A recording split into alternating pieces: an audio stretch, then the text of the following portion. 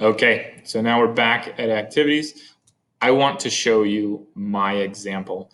We will go back and refer to this page a lot, and mainly this big topic, the small moment, how I'm going to be looking at things with poet's eyes. Instead of saying exactly what I'm seeing, I'm using more descriptions. And then this part, I won't get too much into just yet. So here we go. Let's get regular cursor. Let's look at the camera. This is going to be my writing journal. You may have one, you may not, but we'll try to keep all my writing inside of this journal. So earlier today, I did those things. I thought of a big topic. So yesterday, I was thinking about being home. That's the main thing my mind's on. That's a big topic. There's a lot of things I did, but being home is going to get me moving to my small moment. So I thought, okay, what's a small moment during being home? Well, I was sitting outside for dinner. And when I was sitting outside for dinner at night, that was very memorable to me. So that's what I'm going to try and focus on. So now I'm going to look at things through poet's eyes.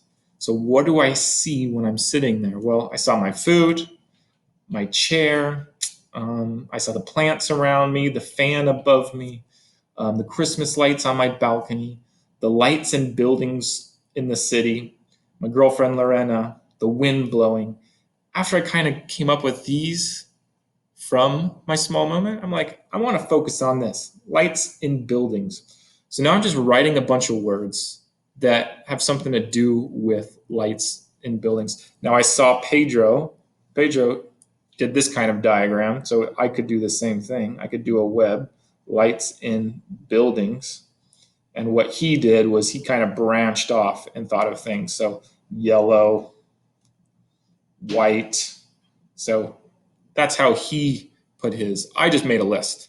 So these are the things that I think of with the lights in the buildings. Bright yellow, white, like a bee's honeycomb, contrast black. Can't even read my own writing here. Far and wide. I think I meant to say far and wide. Stretching, but stretching across the city. Silhouettes of people. I put moving, stirring. I did buzzing instead of moving because I did bee up here, so I thought buzzing. People are buzzing. Busy with nothing to do. Roads are empty and quiet. Corona night. That's kind of what I thought for maybe a title. So these are all my notes. Now what I'm doing, I wrote my first poem with that in mind. So you don't have to title it right in the beginning and do that at the end. But this is what I came up with using those notes. So sitting on my balcony, looking, and I thought I'm going to use a more sparkle word, peering across the city. It's bright with light, yellow and white. People buzz in their apartments, looking busy but nothing to do.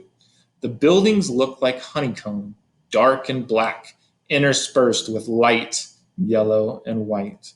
As far as you look out, the same repeats. Am I dreaming? This quiet night with no one honking or waiting at the traffic light? Wake me up. I want to scream, but it's day 6. It's not a dream. So this is my example right here. My next step with this, you've already seen the edit. I've done some revising. I think I could maybe put a question mark down here.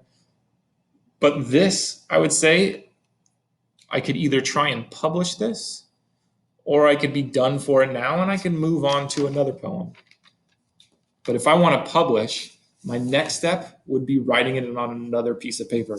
I could write it on this one, but then I'm going to have to flip back and forth. So my suggestion is to get another piece of paper. You may not have poetry. I'm sure you don't have poetry paper like this, but it's easier if I have 2 to work from. So this is my example, and I like to see a lot of you guys's. I look forward to seeing more of your poetry, and I think the rest of the day I'm going to try and write a couple more too. So have fun and enjoy. But before I go, actually, let me go back. Let me go back and look at this. Remember, find the big topic, find a small moment, and look at it differently with poet's eyes.